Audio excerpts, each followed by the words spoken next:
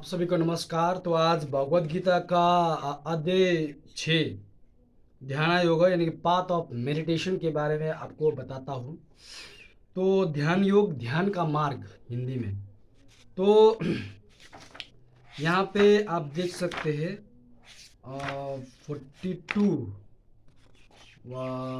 कितना श्लोक है आपको बताता हूँ। तो यहाँ पे 47 श्लोक है। तो आपको पहले श्लोक से बताता हूँ। श्री भगवान बोले, भगवान वाच, कर्मफल की लालसा न होकर जो अपना कर्तव्य कर्म करता है वह सन्यासी तथा योगी है। केवल अग्नि का अथवा क्रियाओं का त्याग करने वाला सन्यासी या योगी नहीं होता। हे पांडव, जिसको लोग सन्यास कहते हैं तुम उसको योग समझो, क्योंकि संकल्पों का त्याग किए बिना संकल्पों का त्याग किए बिना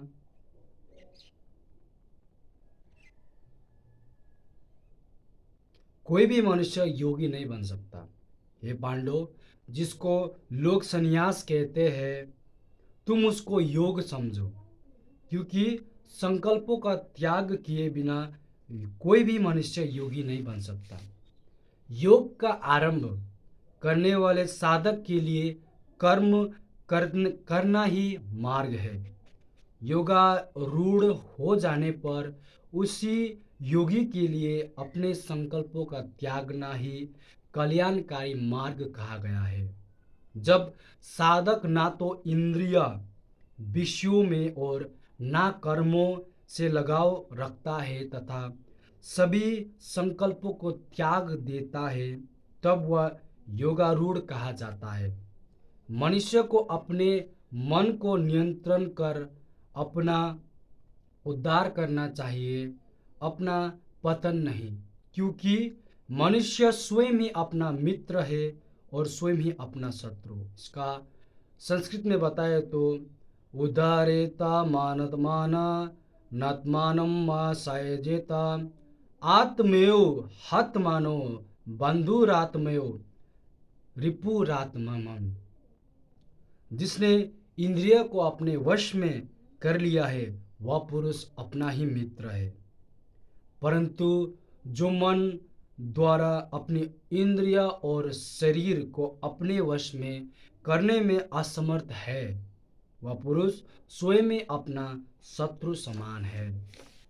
जो मन को जीतने वाला पुरुष सर्दी गर्मी, सुख दुख तथा मान अपमान में शांत रहता है, ऐसा जितात्मा पुरुष में परमात्मा आत्मा स्वरूप से विद्यमान होता है। The one who is won over his mind and whose peace remains equally unaffected by the pairs of opposites such as heat and cold, pleasure and pain, honor and dishonor, such self-controlled says is rooted in the supreme self, जिसका अंतकरण ज्ञान तथा आत्मा अनुभूति से तृप्त है, जिसने इंद्रियों को वश में कर स्थिरता अपने ली है और तथा वह मिट्टी के ढेले, पत्थर और सोने में समान भाव रखता है, ऐसा योगी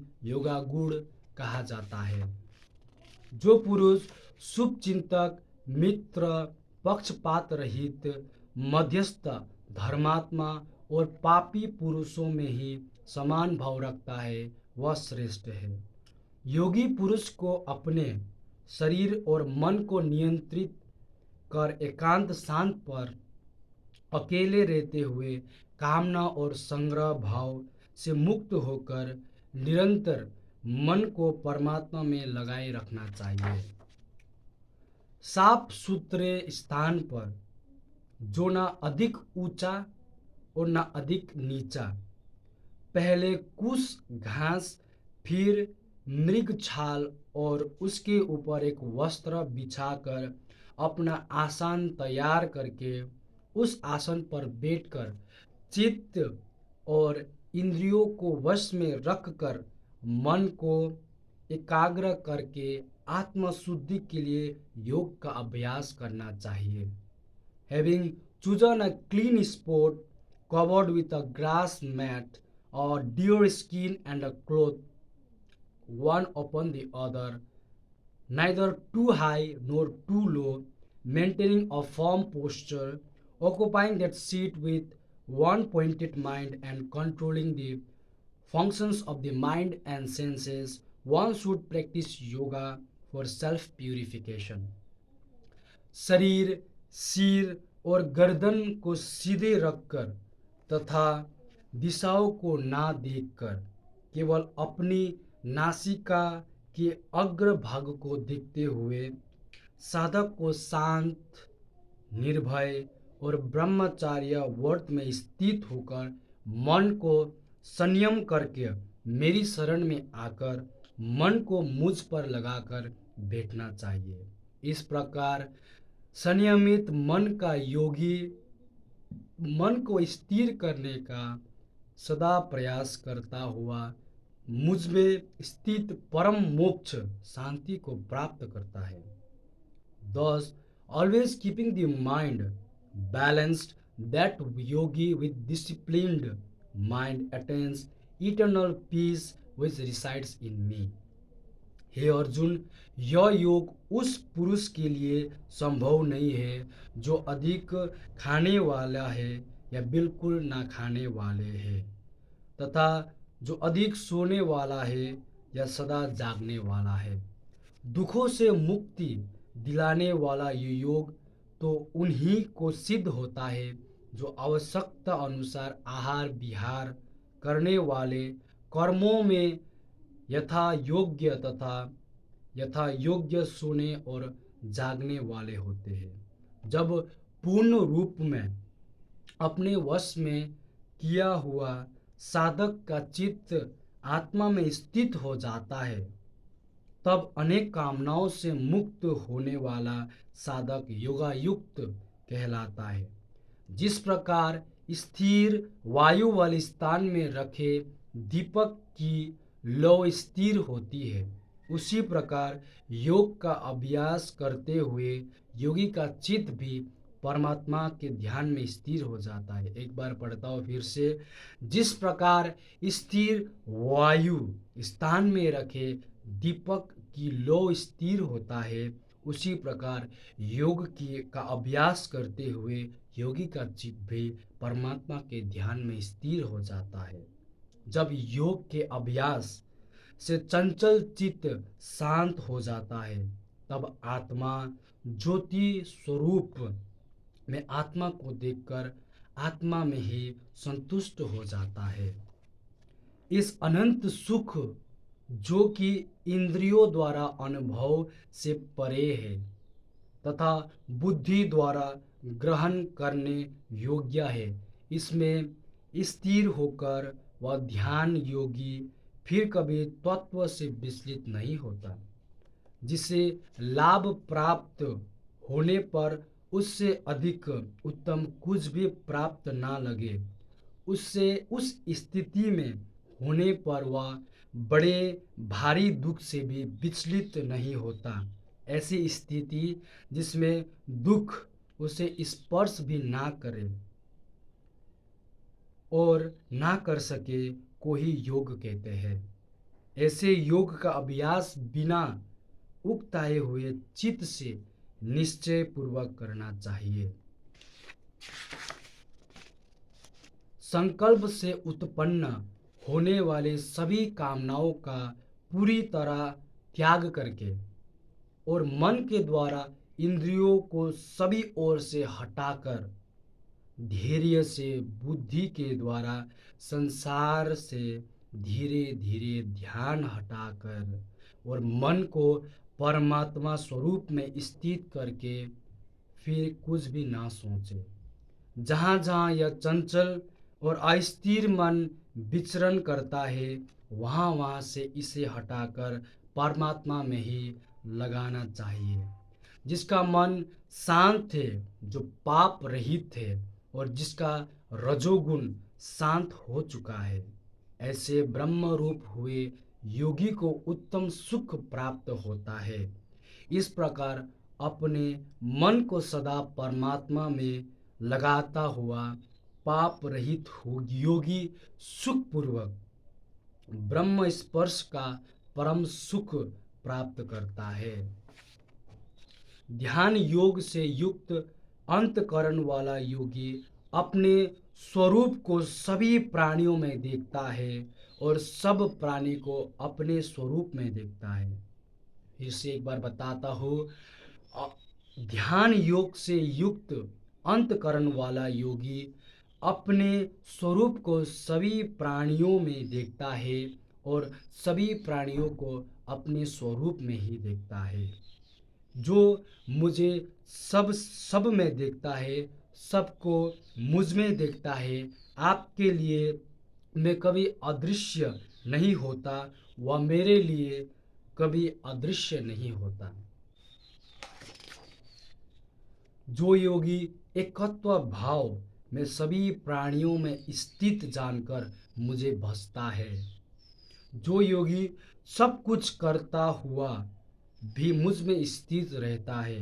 हे अर्जुन, जो पुरुष सभी के दुखों अथवा सुखों को एक दृष्टि से देखता हो, मानो कि वह उसके अपने दुख अथवा सुख है, वह परम योगी माना जाता है। अर्जुन ने कहा, अर्जुन उवाच योऽयं योगस्थ प्रोक्ता संयन् मधुसूदन एतस्यहं न पश्यामि चंचलवत् स्थिरम्। अर्जुन ने कहा, हे मधुसूदन, मैं आपके द्वारा बताए गए एकत्व भाव वाले योग को समझ नहीं पाया हूँ। मुझे यह स्थिति चिरस्थिति नहीं प्रतीत होती है, क्योंकि हमारा मन चंचल है। क्योंकि हे कृष्ण, यह मन चंचल अस्थिर स्वभाव का बलवान और जिद्दी है। इसे वश में करने में वायु को वश में करने की तरह कठिन मानता हूँ। श्री भगवान उवाच, श्री भगवान बोले, हे महाबाहो, निसंदेह यह मन चंचल और कठिनता से वश में होने वाला है, किंतु हे कौन्तेय, इसे अभ्यास और वैराग्य के द्वारा वश में किया जा सकता है। असंशयम महाबाहो मनो दुर्निग्रह चलम अभ्यासम तु कौन्तेय वैराग्यं च गृहीते। श्री भगवान फिर से बोले, हे महाबाहो, निसंदेह यह मन चंचल और कठिनता से वश में होने वाला है, किंतु हे कौन्तेय, इसे अभ्यास और वैराग्य के द्वारा वश में किया जा सकता है। मैं मानता हूँ कि जिसका मन वश में नहीं है, उसके लिए योग प्राप्त करना कठिन है, परंतु अपने मन को वश में करके सही उपायों का प्रयोग कर प्रयत्नशील पुरुष को अवश्य योग प्राप्त हो सकता है। अर्जुन बोले, अर्जुन वाच, हे कृष्ण, जिसकी योग में श्रद्धा तो है, किंतु मन उसका वश में नहीं है, ऐसे अवश्य में वह यदि योग से विचलित हो जाता है, तो वह योग सिद्धि को प्राप्त न करके किस गति को प्राप्त करता है। यह अध्याय 6 का 38वां श्लोक में बताया है। हे महाबाहो, क्या वह साधक ब्रह्म प्राप्ति के मार्ग से विचलित व निराश्रित होकर छिन्न भिन्न मेघ की भांति दोनों कर्म अथवा ज्ञान के मार्ग से भटक कर नष्ट तो नहीं हो जाता? हे कृष्ण, मेरे इस संदेह का पूर्ण रूप से निवारण कीजिए, क्योंकि इस संदेह का निवारण करने वाला आपके सिवाय कोई दूसरा नहीं हो सकता। श्री भगवान उवाच, श्री भगवान बोले, हे पार्थ, उस पुरुष का ना तो इस लोक में और ना ही परलोक में नाश होता है, क्योंकि शुभ कर्म करने वाला कभी दुर्गति को प्राप्त नहीं होता। योग से भटका हुआ साधक पुण्य करने वाले लोगों को प्राप्त करता है। वहाँ दीर्घ काल तक रहकर शुद्ध आचरण वाले धनवान के घर जन्म लेता है, अथवा वह साधक ज्ञानवान योगियों के कुल में ही जन्म लेता है। इस प्रकार का जन्म लेना संसार में दुर्लभ, बहुत ही दुर्लभ है, बहुत। हे कुरुनंदन, वह पुरुष अपने इस नए जन्म में पुनर्जन्म के ज्ञान से संपन्न होकर पूर्ण सिद्धि के लिए उससे भी अधिक प्रयत्न करना चाहता है और करता भी है। उसे पूर्वाभ्यास के कारण वह साधक भोगों के प्रवेश होता हुआ भी योग की ओर आकर्षित होता है। योग का यह जिज्ञासु वेदों का अनुसरण करने वाले से उत्तम माना जाता है, परंतु प्रयत्न पूर्वक अभ्यास करने वाला साधक सब पापों से शुद्ध होकर उनके जन्मों के प्रभाव से पाप रहित होकर परम गति को प्राप्त कर लेता है। क्योंकि तपस्वियों से, ज्ञानियों से और कर्मियों से भी योगी श्रेष्ठ है, ऐसा मेरा मत है। इसलिए हे अर्जुन, तू योगी बन। समस्त योगियों में जो श्रद्धावान भक्त मुझ में तल्लीन होकर मन से मेरा भजन करता है, वह मेरे विचार से सर्वश्रेष्ठ योगी है। Of all yogis, the devoted one who worship me with full faith, with his mind fixed on me, he is the best of all according to me. ओम तत्सदिति श्रीमद्भागो उपनिषत्सु ब्रह्म विद्याय योग शास्त्रे से और कृष्ण अर्जुन संवादे आत्मा संयम योगो नाम षष्ठो अध्याय। सो आपको सभी को नमस्कार। अगर ये वीडियो अच्छा लगे तो लाइक, शेयर एंड सब्सक्राइब कर देना। और यहाँ पे अध्याय 6 में योगी कैसे होता है और योगी कैसे बनना चाहिए और योगी का आचरण कैसे होता है और योगी को सबसे सर्वश्रेष्ठ माना गया है।